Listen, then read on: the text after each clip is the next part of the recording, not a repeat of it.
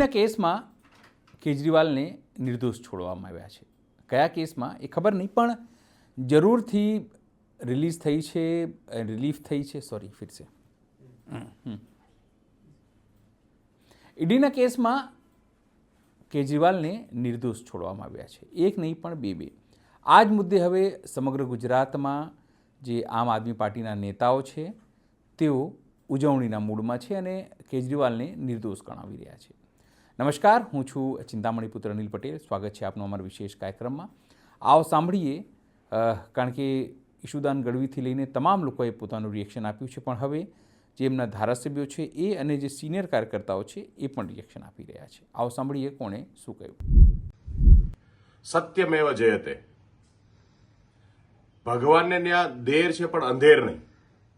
માન્ય અરવિંદ કેજરીવાલજી ઉપર જે ખોટા કેસો કરી અને એને જેલમાં નાખવામાં આવ્યા, ઈડી દ્વારા જે આરોપ લગાવવામાં આવ્યો કે પૈસા અને ભ્રષ્ટાચાર ને દારૂ ને સ્કેમ ને, આ તમામ આરોપોનું ગઈકાલે માન્ય દિલ્હી કોર્ટે, દિલ્હીની હાઈકોર્ટે ખારીજ કરી અને નિર્દોષ જાહેર કર્યા છે. જે એક રાજ્યના મુખ્યમંત્રી હતા, પહેલીવાર આ દેશની અંદર કોઈ મુખ્યમંત્રીને જેલમાં નાખવાનું કામ આ હલકી ભાજપે કર્યું હતું. અને આજે કોર્ટે જ્યારે એમને નિર્દોષ જાહેર કર્યા છે ત્યારે દૂધનું દૂધ અને પાણીનું પાણી થઈ ગયું. અરવિંદ કેજરીવાલ કાલે પણ ઈમાનદાર હતા, આજે પણ ઈમાનદાર છે અને આવતીકાલે પણ ઈમાનદાર રહેશે. આ દેશની અંદર અગર કેજરીવાલ ઈમાનદાર નથી તો કોઈ ઈમાનદાર નથી. અને આમ છતાંય ભાજપે જે ષડયંત્ર રચી દિલ્હીની જનતા સાથે અને દિલ્હીના લોકો સાથે જે રીતે એમણે ખોટું કરવાનું કામ કર્યું છે, છેતરપિંડી કરવાનું કામ કર્યું છે, એ આજે એકદમ લોકોની સામે આવ્યું છે. ભાજપના કૃત્યનો જવાબ દેશની જનતા પણ આપશે. આજે અરવિંદ કેજરીવાલજીને જ્યારે કોર્ટે નિર્દોષ જાહેર કર્યા છે ત્યારે ખુશીની વાત છે, હર્ષની વાત છે. સત્યનો વિજય થયો છે અને આ સમયે અમે આપ સૌને અને ગુજરાતની જનતાને અને જે કંઈ આમ આદમી પાર્ટીની આ વૈકલ્પિક રાજનીતિ સાથે જોડાયેલા છે સૌને અભિનંદન પાઠવું છું. જય હિન્દ. જ્યારે દિલ્હી વિધાનસભાની ચૂંટણીઓ નજીક આવતી હતી એમ આમ આદમી પાર્ટીના નેતાઓ ઉપર ઈડીની રેડ પડવા માંડી હતી. એમના ઉપર કેસો દાખલ થતા હતા. એક સમયમાં સીબીઆઈ માટે કહેવાતું હતું કે સરકારનો પાંજરામાં પૂરેલો પોપટ છે. સીબીઆઈ એટલી હદે બદનામ થયું કે હવે સીબીઆઈ મોટે ભાગે ચિત્રમાં દેખાતું નથી, એના બદલે ઈડીને આગળ કરવામાં આવે છે. અને આ ઈડી ત્યાં જ જાય છે જે રાજ્યોમાં એક વર્ષની અંદર વિધાનસભાની ચૂંટણીઓ આવવાની હોય. આ છેલ્લો 11 વર્ષની ભાજપ સરકારનો રેકોર્ડ છે. દિલ્હીમાં અરવિંદજી ઉપર પણ કેસો થયા, ઈડીએ કર્યા, રેડ પાડી, સમન્સો આપ્યા, કેસો દાખલ કર્યા. છેલ્લે ન્યાયાલય બંને કેસમાં અરવિંદજીને નિર્દોષ સાબિત કરીને છોડી મૂક્યા. આ ઈડી કરે છે શું? જે રાજ્યોમાં જાય છે એનો છેલ્લા 11 વર્ષનો ઇતિહાસ જોઈએ તો 2014માં ઈડીએ 195 કેસ ફાઇલ કર્યા, એક પણ સજા ન થઈ. 15માં 148, એક પણ સજા નહીં, 0 સજા. 16માં 170, 0. 2017માં 171, માત્ર 3 જ કેસમાં સજા અપાવી શકી ઈડી. 2018માં 146, માત્ર 2 કેસમાં સજા અપાવી શક્યા. 2019માં 188 કેસ ઈડીએ દાખલ કર્યા, માત્ર 4માં સજા થઈ. 2020માં 708 કેસ દાખલ કર્યા, માત્ર 3માં સજા. 2021માં 1166 કેસ દાખલ કર્યા, માત્ર 2માં સજા. 2022માં 1074, 8માં સજા. 2023માં 934, 9માં સજા. 2024માં 397, 9માં સજા. ઈડી કોઈને સજા અપાવી શકતી નથી. એનો અર્થ છે કે ઈડી પોતે ખોટી રેડો કરે છે.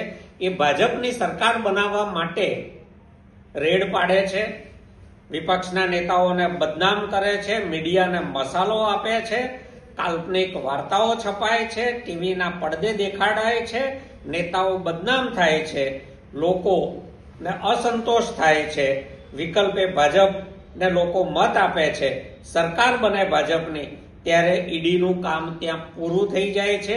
પછી એ નવા રાજ્યની શોધમાં લાગી જાય છે કે હવે ચૂંટણી ક્યાં આવવાની છે. આકાઓના ઈશારે કામ કરતી ઈડી પોતાની આબરૂ ગુમાવી ચૂકી છે.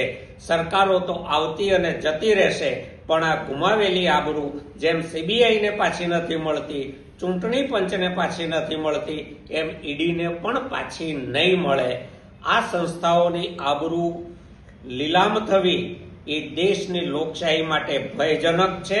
નાગરિકોએ આ બાબતમાં ગંભીરતાથી વિચારવું જોઈએ કે સત્તાની લાલચમાં લોકશાહી સંસ્થાનોને બેઆબરૂ કરવાનું કૃત્ય બેશરમ ભાજપ કરી રહ્યું છે.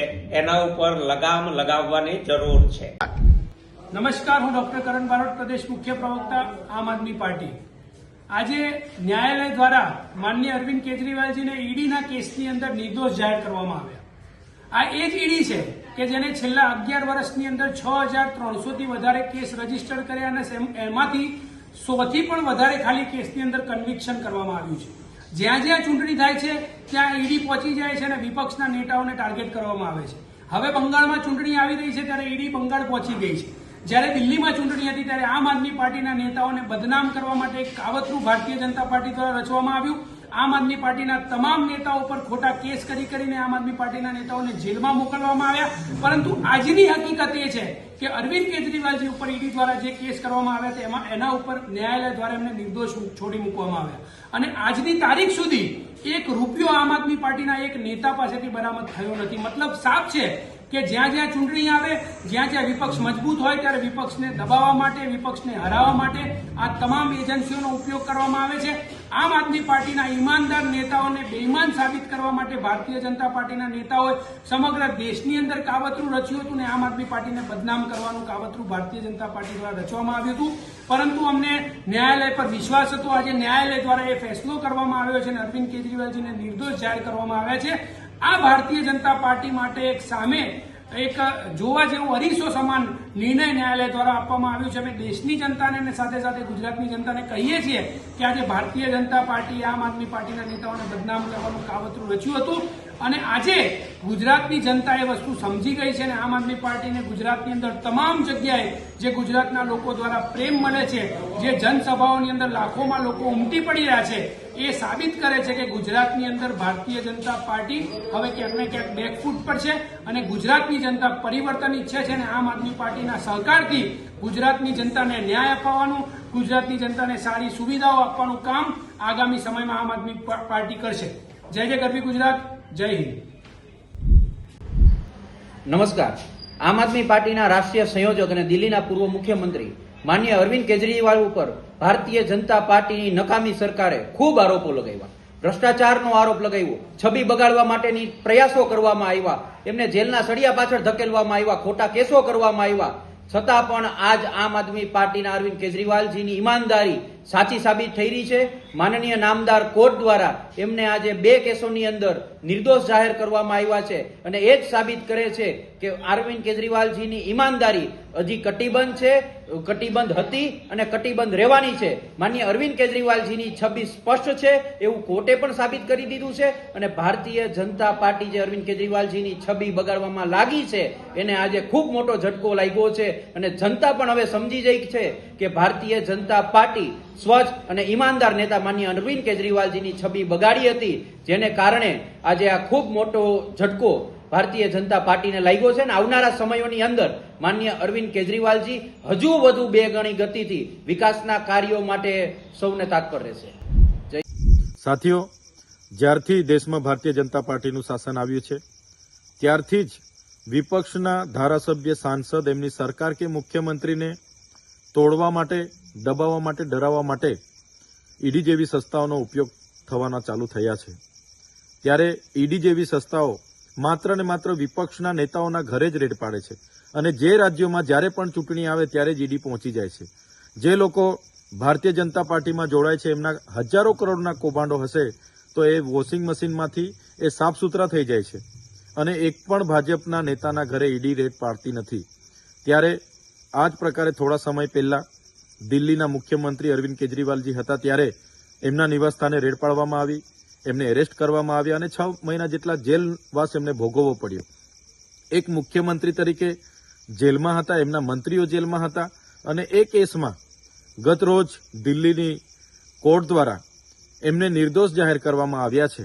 ઈડી પાસે એવા કોઈ પુરાવા નથી કે કોઈ રકમ એમને રિકવર કરી નથી, ત્યારે એમને નિર્દોષ જાહેર કરવામાં આવ્યા છે. ત્યારે આ ભારતીય જનતા પાર્ટીના નેતાઓને, એમની સરકારોને અમે કહેવા માંગીએ છીએ કે દેશની લોકશાહી, દેશના સંવિધાનને બચાવવા માટે, લોકોના હિતો જળવાય, લોકોના ન્યાય માટે આમ આદમી પાર્ટીના હરેક કાર્યકર હર હંમેશ આગળ હશે.